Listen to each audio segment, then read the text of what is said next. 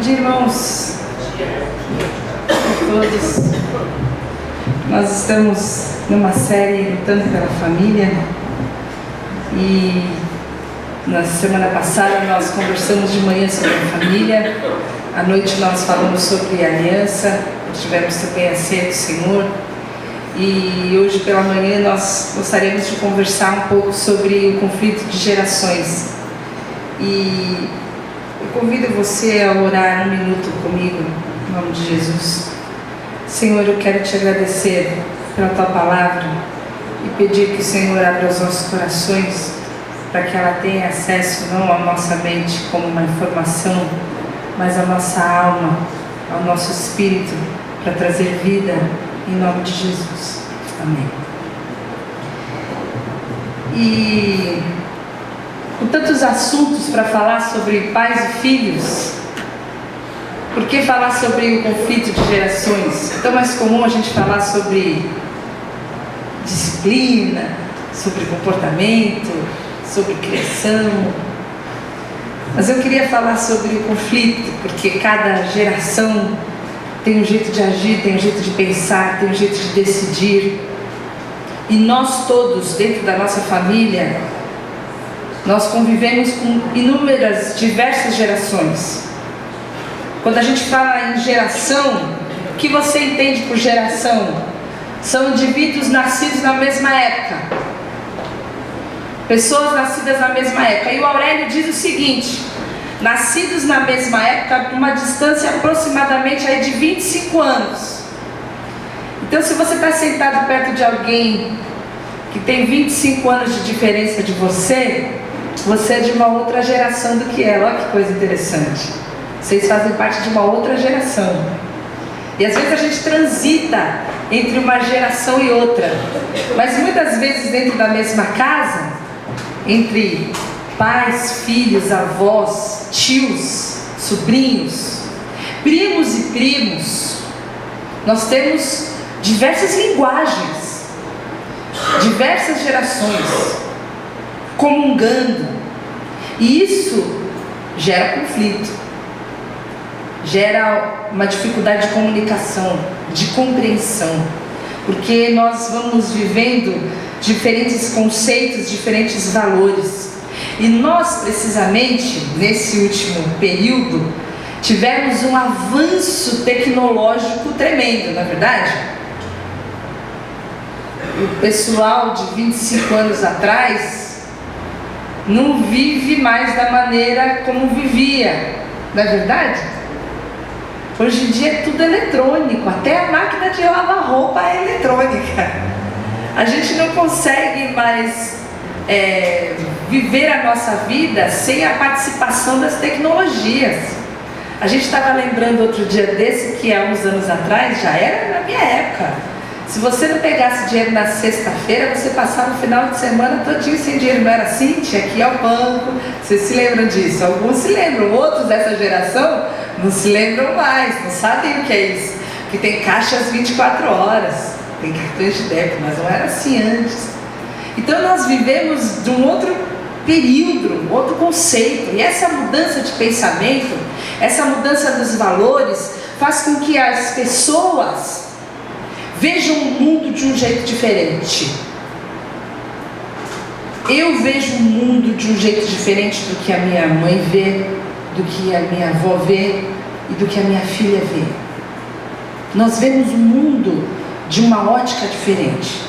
E nós temos rupturas nas nossas gerações.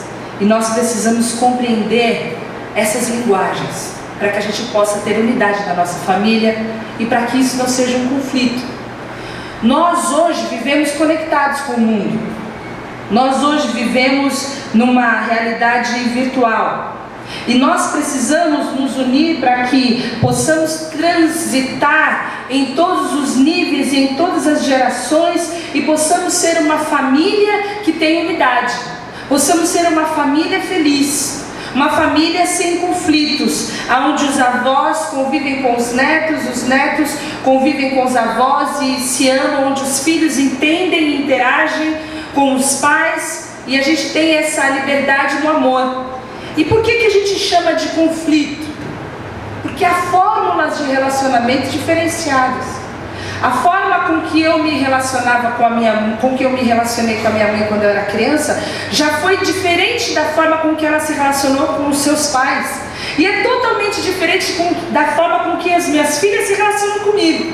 E vai ser diferente da forma com que as filhas dela vão se relacionar com elas também.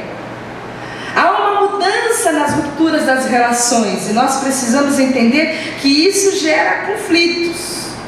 A forma com que os mais velhos enxergam os mais novos, eles são preguiçosos, eles são alienados, eles passam o dia inteiro olhando essa telinha, eu não sei o que tanto tem nesse celularzinho, que tem todo mundo aí, o mundo está todo aqui do lado de fora, mas eles não vivem sem esse smartphone.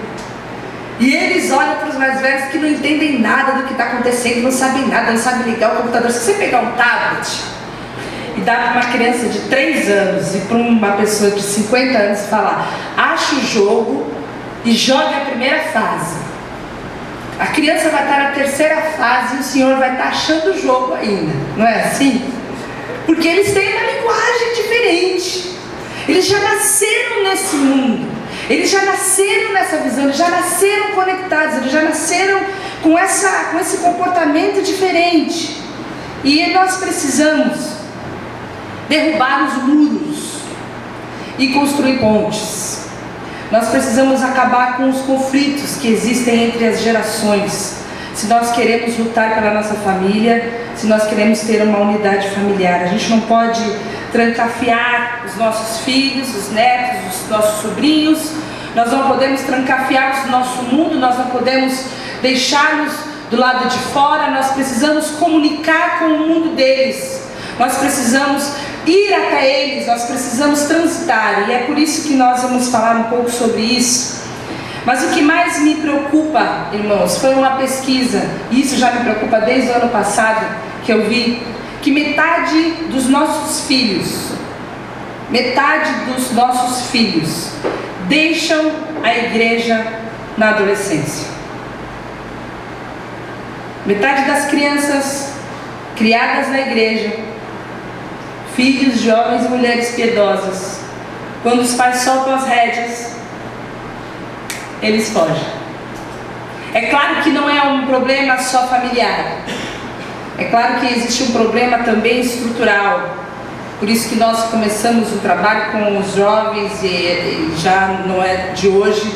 Existe toda uma coisa que está por trás disso. Mas isso é uma coisa importante que nós hoje, enquanto temos filhos pequenos, muito mais chance tem aqueles que têm os filhos pequenos ou os que não têm filhos, de abrir os seus olhos e se colocar diante de Deus para buscar as soluções para um problema que é um problema latente e crescente na igreja, não só na igreja brasileira, em toda a igreja. Os jovens, quando atingem uma certa, as crianças, os adolescentes, quando atingem uma certa idade, eles têm a chance de não participar da celebração, de não participar do culto, eles optam por não participar. Não necessariamente abandonar a igreja é abandonar a Cristo, mas eu vivi isso na minha família. Eu vi isso acontecer com os meus primos. Eu ouvi a história de que isso aconteceu com os meus tios, de que eram pequenos, que foram levados à igreja, quando chegaram na idade da adolescência, sumiram e voltaram para Jesus muitos anos depois de serem se estrupiado no mundo. Depois eu vi isso acontecer na vida dos meus primos, alguns já estão voltando, glória a Deus. E eu vi isso acontecer na história da igreja, muitas pessoas, muitos irmãos.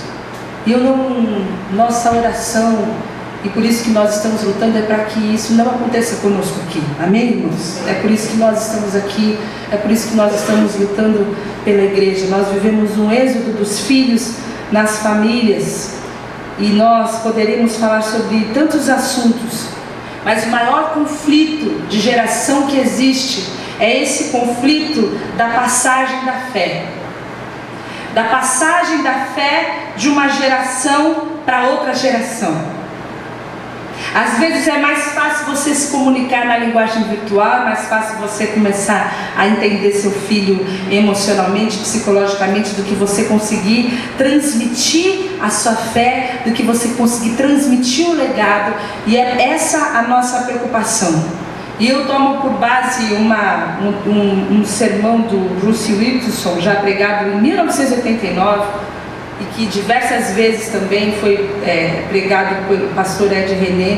E eu quero convidar você a ler Juízes 2 comigo, versículos de 6 a 12. Você sabe que tem um livro chamado Juízes na sua Bíblia, não sabe?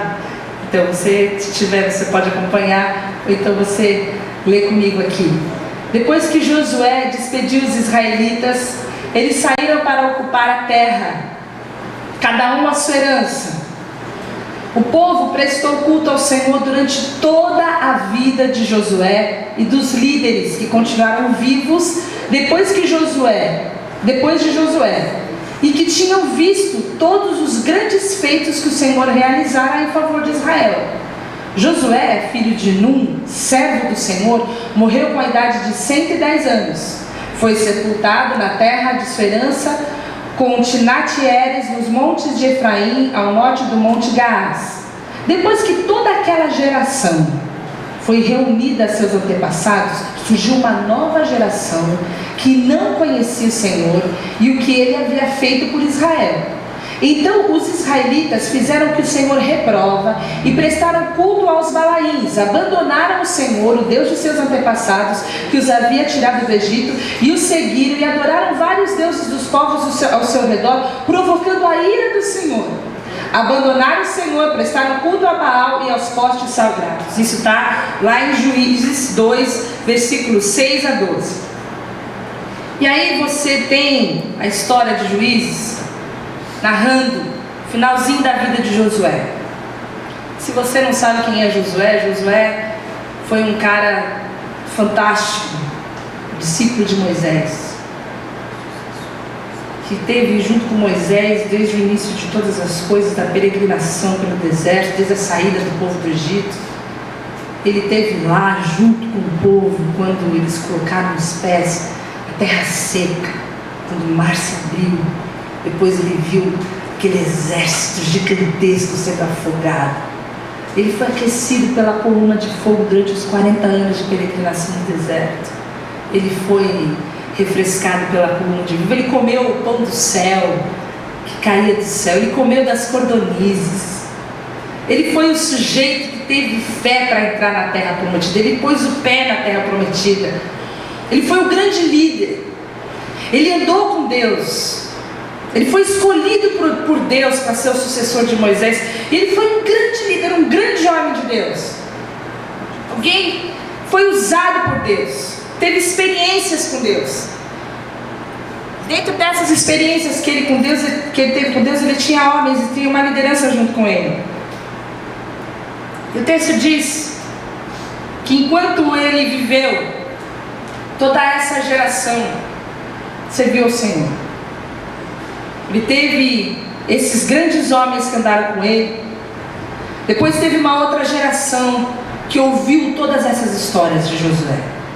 Ouviu todas essas histórias que esses líderes, esses homens contavam sobre os feitos do Senhor, sobre as obras do Senhor. E eles também serviram ao Senhor durante toda a vida de Josué. E a Bíblia diz aqui que foram 110 anos que ele viveu. Mas aí o versículo fala que depois que toda aquela geração morreu, veio uma outra geração.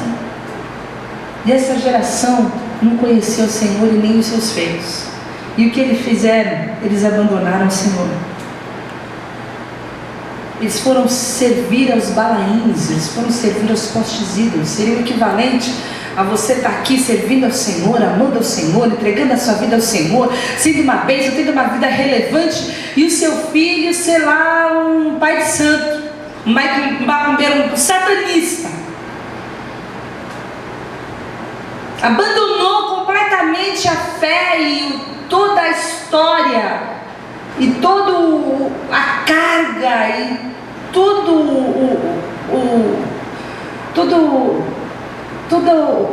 como é que eu vou dizer, toda a coisa dos antepassados, que foi forte, toda a tradição, como tinha vindo na vida de Israel, até aqui. Obrigada. Até aqui. Quando Josué morreu, veio uma segunda geração que abandonou o Senhor. E nós podemos chamar isso de 3 cadeiras. Nessas 3 cadeiras, a primeira delas tinha a cadeira de alguém que era compromissado com o Senhor, que era Josué. Ele tinha um compromisso com o Senhor. Ele era alguém que conhecia o Senhor, que andava com Deus, que teve experiência com o Senhor. Depois tinha uma outra geração que não tinha compromisso com o Senhor, mas ele conhecia as histórias. Ele ouvia dizer do vovô. O vovô andava com Deus, vovô, homem de oração. Aliás, eu estou com uma dor de barriga, eu vou lá que o vovô vai orar por mim, que a minha barriga está doendo. O vovô ora por mim, que a minha barriga está doendo.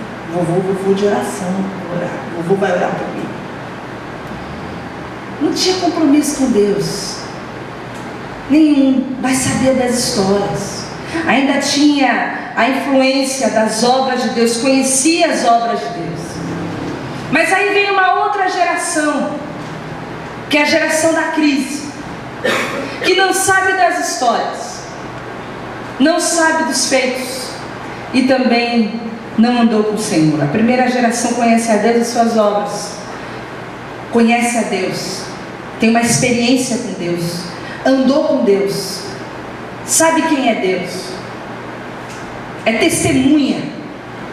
A segunda conhece as obras de Deus, ouviu dizer, alguém me falou, estão me falando sobre quem é Deus.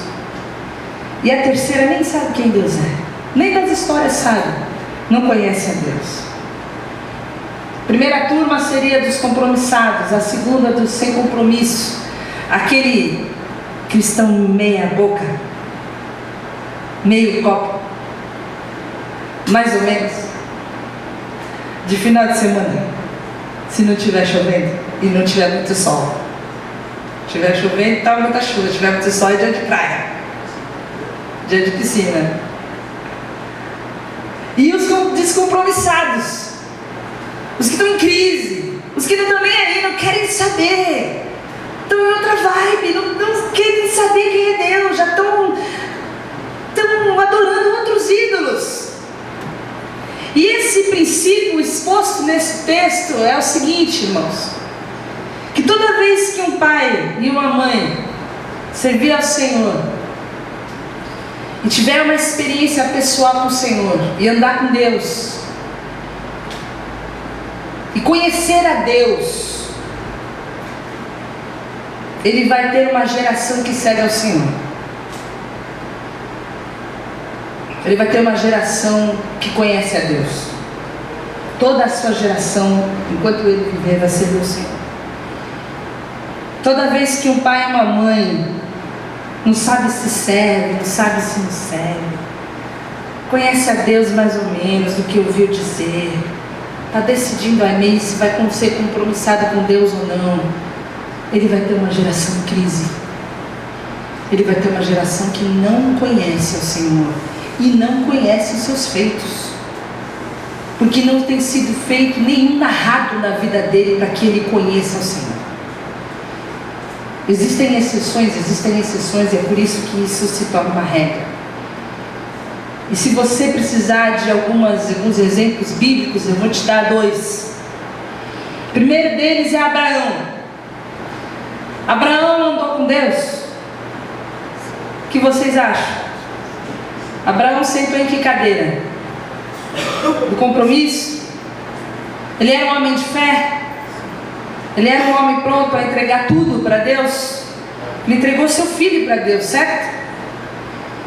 Ele era um cara que largou tudo, de renúncia, totalmente compromissado, saiu da terra, da sua parentela, e lá no meio da vida dele, depois, disso daqui para ele ter um filho, o Senhor pede filho para ele. Ele falou, mas você está de brincadeira comigo, não é possível uma coisa dessa.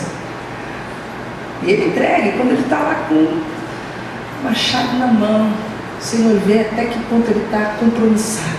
Era um homem de fé, andou com Deus. Isaac, o que você sabe sobre Isaac? Sabe nada, né? Sabe alguma coisa de Isaac?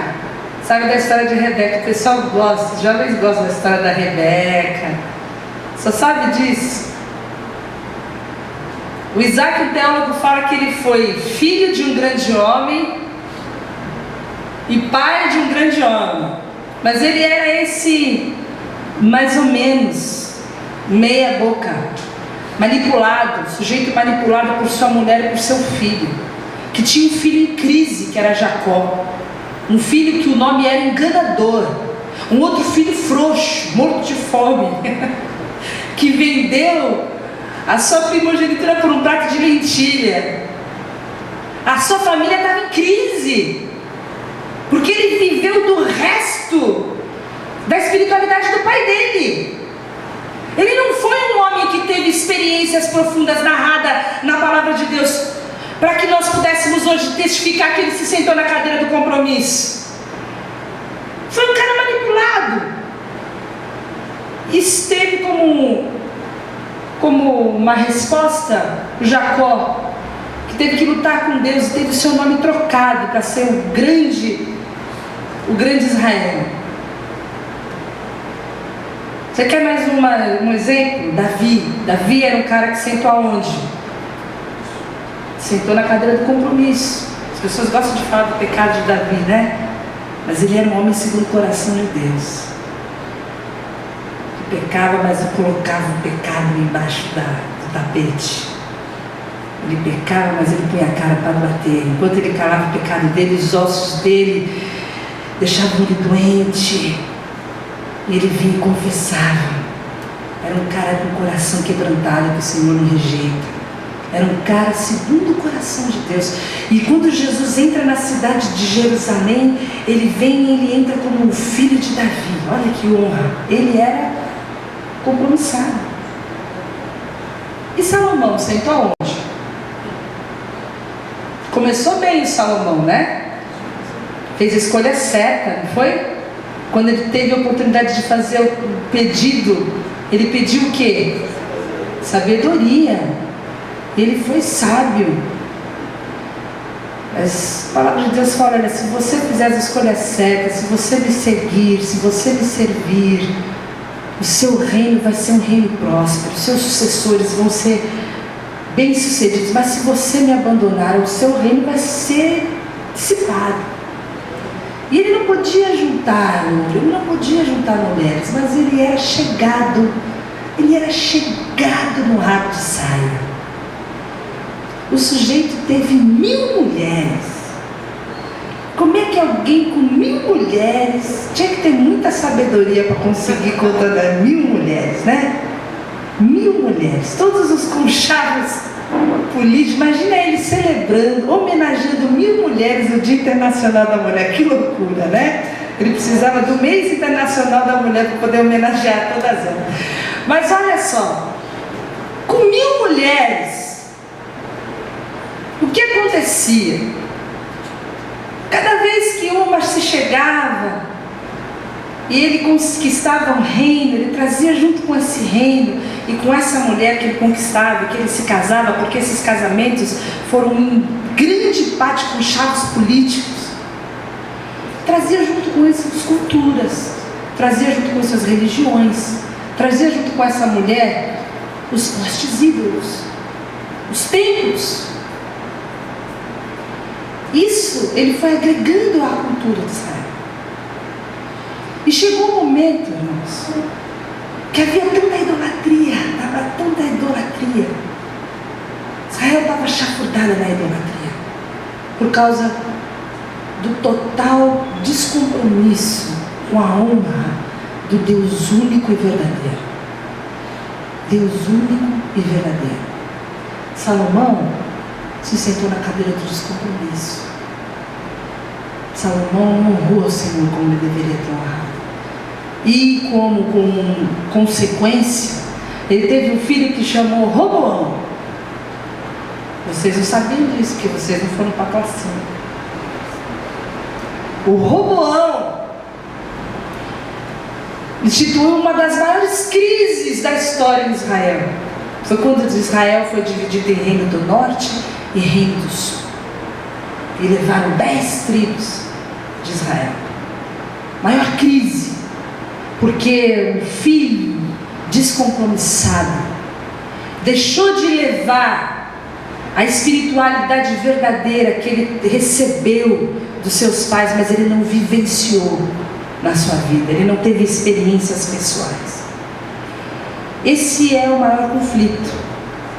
Na verdade, esse é o mais perigoso de todos os conflitos que nós vivemos com os nossos filhos.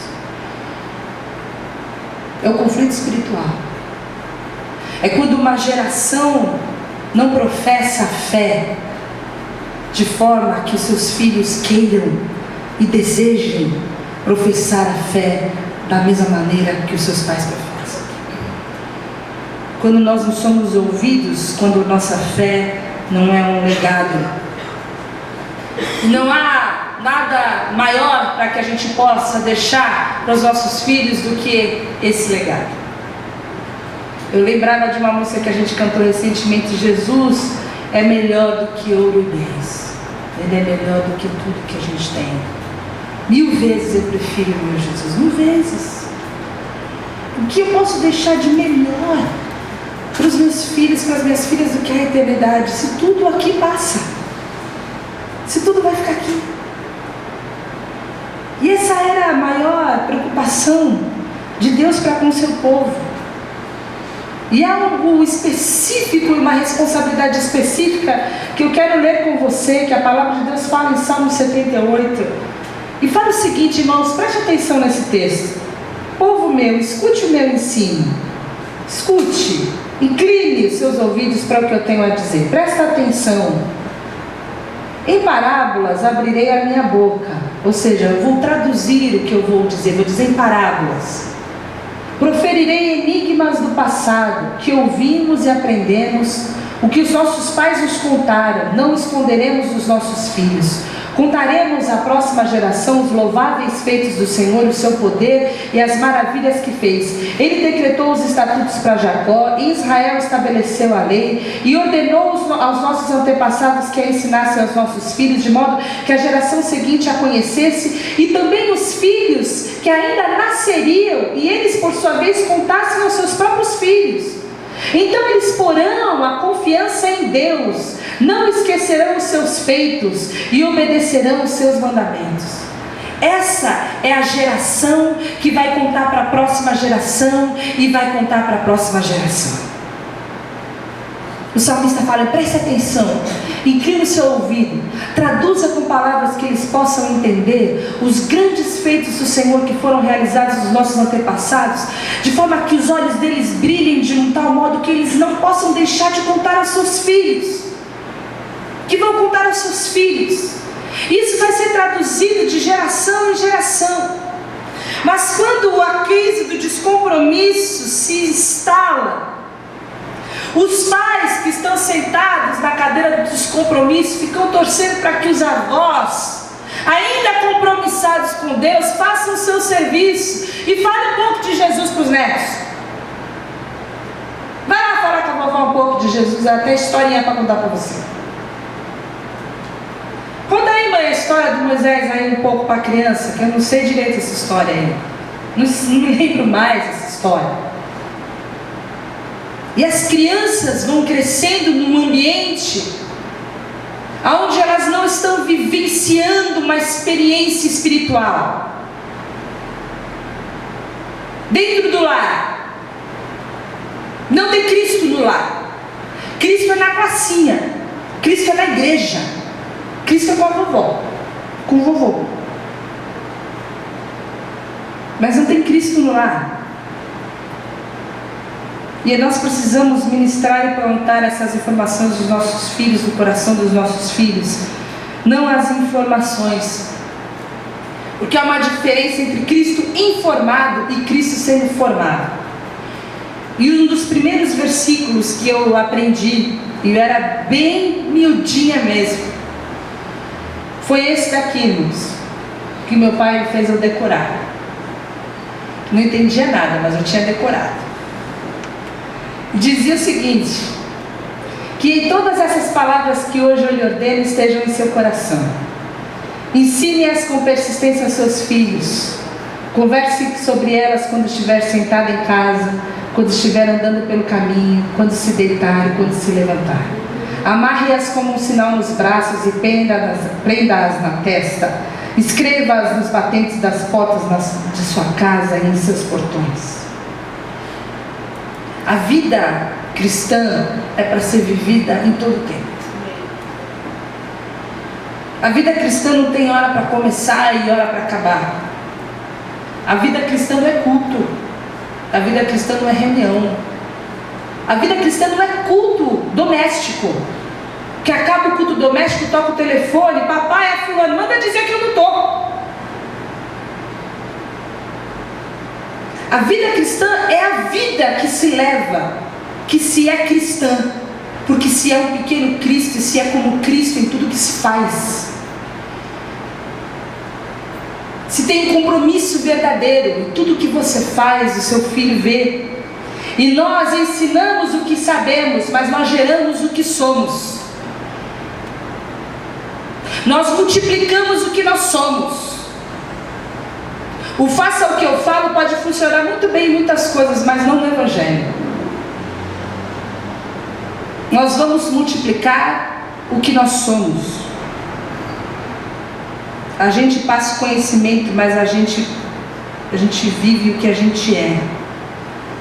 A gente não tem como ser diferente do que a gente é. E havia alguma coisa que encantava Paulo e Timóteo. Quando Paulo olhava para Timóteo, ele via em Timóteo que ele tinha aprendido coisas que geravam nele uma convicção. E quando eu penso nesse texto, irmãos, eu penso que é esse trabalho que a gente tem que fazer quando a gente estiver sentado, quando a gente estiver indo no caminho, quando a gente estiver levantando logo cedo, e quando a gente estiver no trânsito, dirigindo e conversando com as crianças, e quando a gente estiver indo em todo lugar que a gente for. É esse trabalho que foi feito com Timóteo. Paulo fala sobre o Timóteo o seguinte: permaneça nas coisas que você aprendeu e das quais você tem convicção, porque você sabe de quem você aprendeu. Você sabe de quem que ele aprendeu? Vocês acham que ele cursou um curso de teologia? Ele era da escola dos rabinos? De onde é que Timóteo era? Eu vou te falar de quem ele aprendeu. Timóteo fala: recorda-me da sua fé não fingida, que primeiro habitou em sua avó Lóide e em sua mãe Eunice, e eu estou convencido que também habita em você. Essa era a qualidade de Timóteo. Ele tinha convicções que passaram de geração para geração, para geração. E ele fala: fica firme nisso. Isso é a fé não fingida. Isso é verdadeiro. Não abra mão dessas verdades. É desse conflito de gerações que nós precisamos nos livrar, irmãos. No conflito espiritual. Porque uma avó Lloyd conseguiu formar uma filha, uma avó Eunice conseguiu, uma avó Lloyd conseguiu formar uma filha Eunice, que conseguiu formar um filho Timóteo. E às vezes nós não temos Timóteo porque não temos mais Eunices. Mas as Lloyds estão morrendo. As Lloyds estão morrendo. E nós precisamos nos sentar na cadeira do compromisso, se nós não quisermos que a metade dos nossos filhos esvazie as igrejas. Nós precisamos tomar os nossos assentos e termos uma vida de experiências profunda com o Senhor, para contar aos nossos filhos em todo o tempo, para viver em todo o tempo, para demonstrar em todo o tempo, em todo o tempo. Eles sabem que tem um Deus a ser invocado. Levá-los a invocar. Não pedir para... Vou pedir para minha mãe orar por você, tá bom? Eles poderem orar. Eles poderem saber que existe uma geração que quer viver a Bíblia. Porque essa segunda geração do descompromisso conhece as histórias de frente para trás. Conhece a história do Moisés, conhece a história das bodas de Caná, conhece a história do Daniel na cova dos leões, do Jacó, que segurou o anjo, não quis soltar. Conhece toda a história, capaz de contar a história, de até pregar. Mas se não vive, passa o conhecimento, mas passa também quem se é. E numa consequência se tem a crise. E como eu falei na semana passada, a maior distância é aquela que tem entre a mente e o coração. Nós precisamos nos levantar para nos assentarmos na cadeira do compromisso com Deus. Para sermos esses que amam e andam com o Senhor e sabem quem Ele é. Para testificar, o Senhor fez isso na minha vida. Para poder falar, olha, eu estou orando por isso, vamos clamar ao Senhor por isso, para ver se o Senhor vai responder a essa oração. E as crianças poderem ver a oração respondida e falar, olha, Deus faz, Deus é fiel, Deus continua respondendo a oração. Pensei que isso era só coisa da Bíblia, que isso era coisa do passado. Deus é fiel, Deus continua fazendo maravilhas, Deus é mesmo, Ele não muda. Nós precisamos viver isso. E é o que o Deuteronômio fala, é o que a palavra de Deus fala. Essas palavras, elas vão estar no seu coração, elas vão estar na sua mente, elas vão estar na sua alma, elas vão ser vividas. Porque o que está na mente a gente esquece, a gente nem se lembra que a gente almoçou ontem, a gente vai se lembrar do versículo de Deuteronômio. Mas elas vão ser vividas no seu coração, elas vão estar impregnadas no coração do seu filho, elas vão lembrar quando estiverem lá no momento de decisão, da palavra que o meu pai dizia, da palavra que a minha mãe dizia, e essa vai fazer toda a diferença entre a vida e a morte da vida deles. A palavra que você tem plantado na vida, no coração do seu filho, pode livrar a alma dele da morte. A responsabilidade é sua. Há uma grande responsabilidade. O valor da nossa geração, irmãos, é o valor da coerência. Não é o da informação mais. Nós precisamos ser coerentes. Se nós vivemos em amor, se nós vivemos essa postura dentro de casa, eles estão nos observando. Eles estão observando o que nós vivemos, o que nós falamos, as escolhas que nós fazemos. Se nós vivemos a graça dentro de casa, se nós vivemos a lei dentro de casa. Você sabe como que eu aprendi o que é a graça de Deus?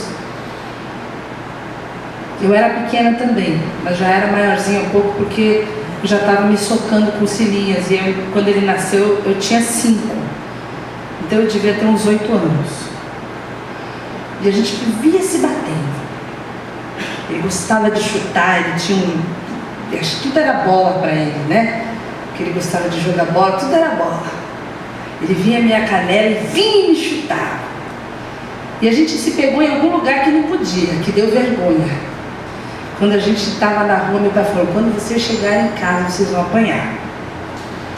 Que era apanhar mesmo que falava, viu? Eu sei que agora é politicamente errado falar essas coisas, mas era surra, era apanhar, era todas essas coisas que falavam. E aí a gente foi, e a gente já fica amigo, né? Pai fala para 2 que vai apanhar, já vira uma unidade, a gente já se abraçou, ai meu Deus, o arrependimento bateu na hora.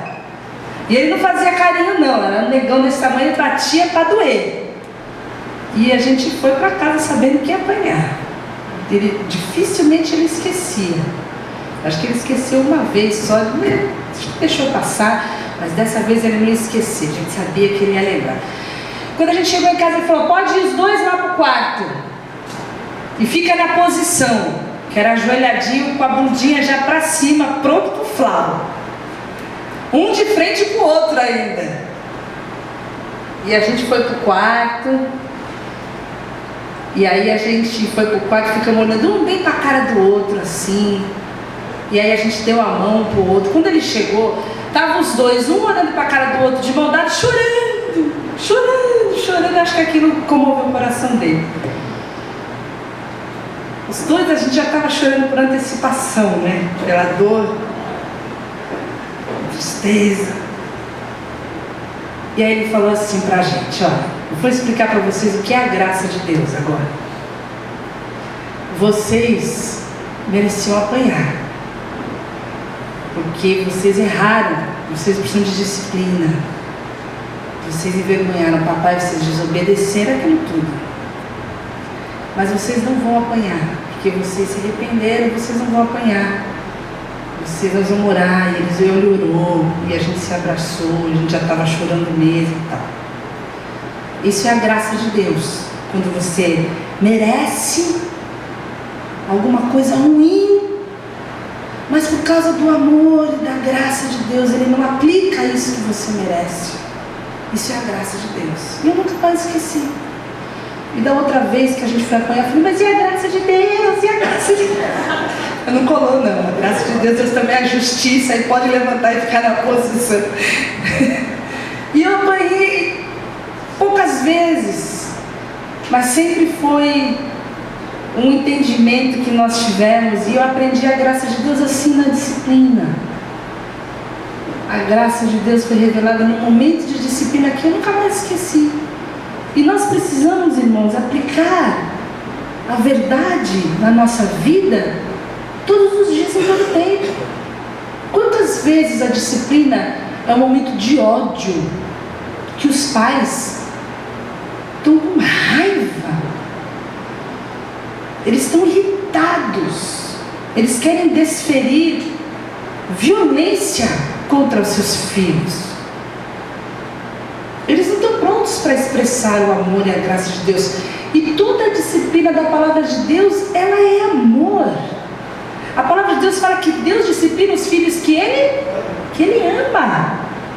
O pai que quer disciplinar um filho sem que isso seja cheio de amor, que isso seja num ambiente de paz, que isso seja num ambiente cheio de harmonia, que ele possa abraçar o seu filho antes e ele possa orar com o seu filho depois, está fazendo isso fora da palavra de Deus, está fazendo isso sem nenhuma base bíblica, está ferindo os conceitos do Senhor. Então não faça, porque você não está refletindo o amor de Deus, a graça de Deus. Nós precisamos ter muito cuidado, porque estamos vivendo a nossa vida, e a nossa vida é espiritual ou não. Ou ela é espiritual, ou ela não é. E nós só transferimos aquilo que nós somos. Como é que nós vamos saber se nós estamos vivendo o Evangelho? Nas entrelinhas. É no dia a dia, é na prática da nossa vida. A nossa boca vai falar do que o nosso coração está cheio. Ou o nosso coração está cheio da graça de Deus, ou o nosso coração está cheio do amor de Deus, ou o nosso coração está cheio de fé, ou o nosso coração está cheio de desejo de transformação, ou o nosso coração está cheio de desesperança, está cheio de mágoa, está cheio de rancor contra a criança, contra o filho.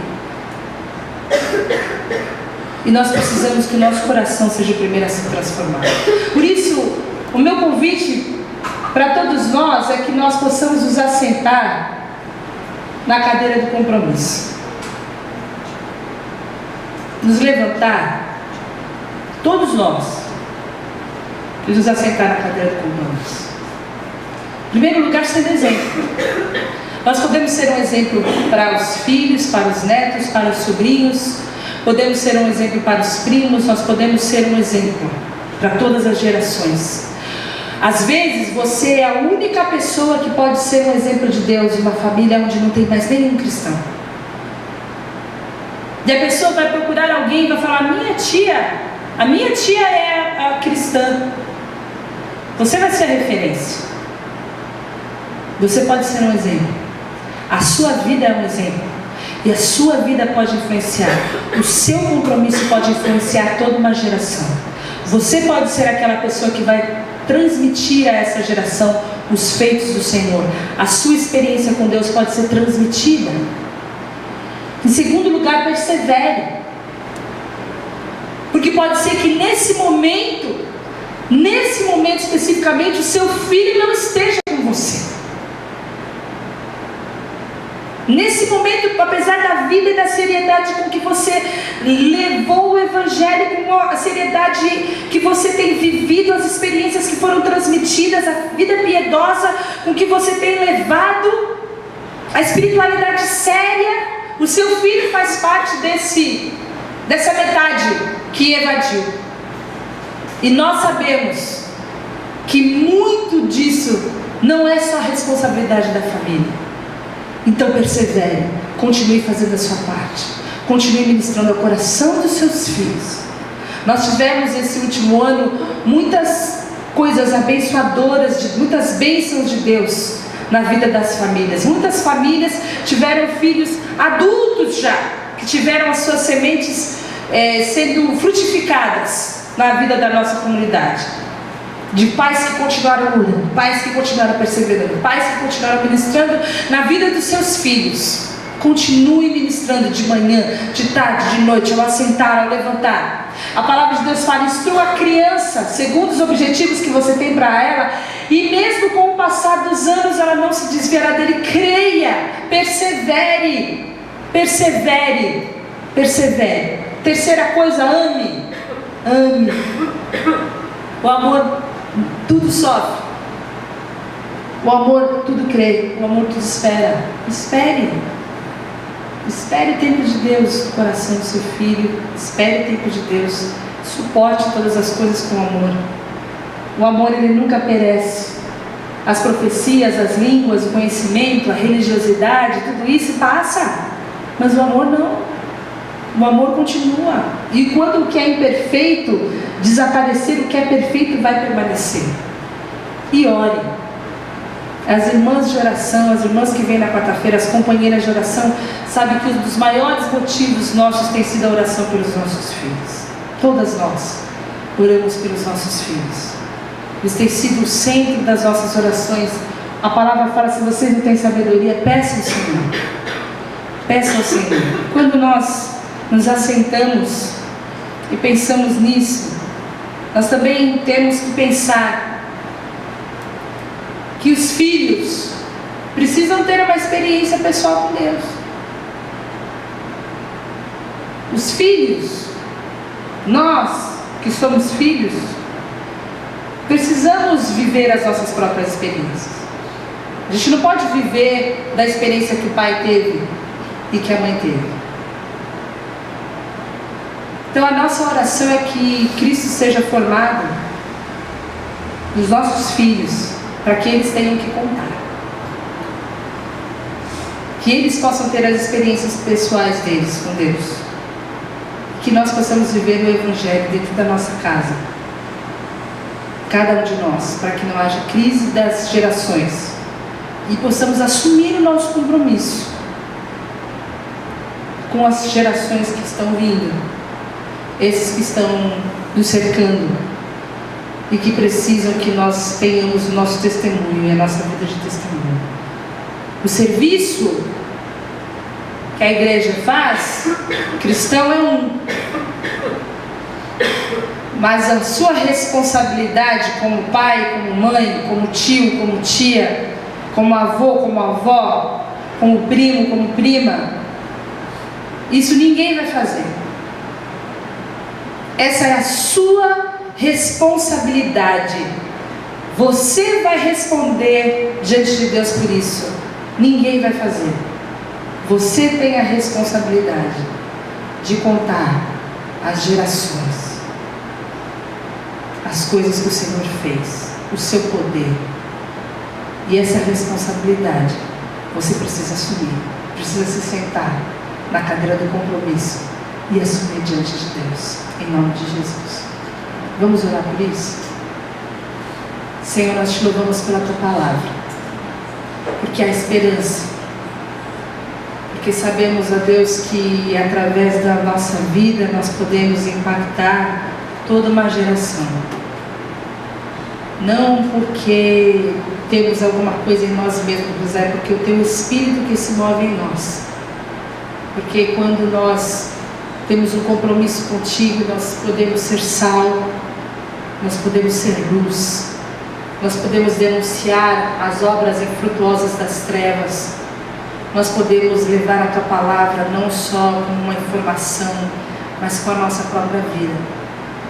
E o meu pedido a Deus é que o Senhor levante pais, mães, avós, que o Senhor levante tios, tias, primos, primas, sobrinhos, irmãos, irmãs, pessoas comprometidas uns com a vida dos outros, Senhor.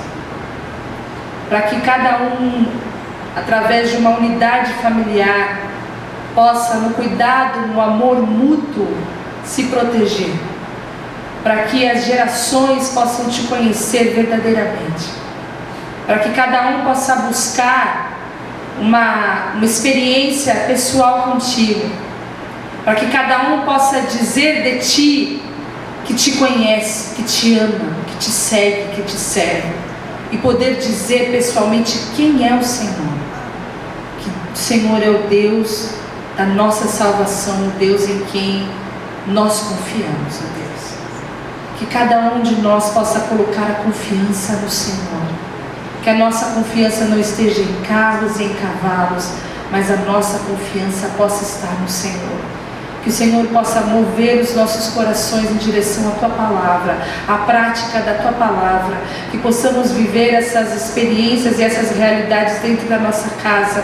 Que o Senhor possa fazer milagres e prodígios, assim como o Senhor fez com os nossos antepassados, para que os nossos filhos vejam, para que os nossos filhos creiam, sabendo que o maior milagre é aquele que o Senhor faz todos os dias, quando nós nos arrependemos dos nossos pecados e as nossas vidas são transformadas para o louvor da Tua glória. Que seja assim, a começar em nós, cada um de nós sendo transformados, para que o impacto da nossa nova vida possa gerar esperança na vida dos nossos filhos. Que seja assim nas nossas casas, na casa dos nossos irmãos. Que o Senhor gere nova vida nos casamentos, o Senhor gere nova vida nas relações quebradas entre pais e filhos. Que o Senhor gere nova vida entre os avós e os netos. Esse é o nosso pedido em nome de Jesus. Que as nossas gerações sejam abençoadas, que os nossos filhos, as nossas crianças, que os irmãos que estão ministrando nas classinhas tenham poder em suas ministrações das palavras, para que Cristo também seja formado na vida dessas crianças e eles possam receber essa instrução e nunca se desviar da Tua palavra e nem do Senhor, nunca abandonar a fé que tem recebido. Esse é o nosso pedido, Senhor, em nome de Jesus, em nome de Jesus, amém. Deus abençoe, irmãos. À noite nós vamos falar sobre perdão, que nós estejamos juntos.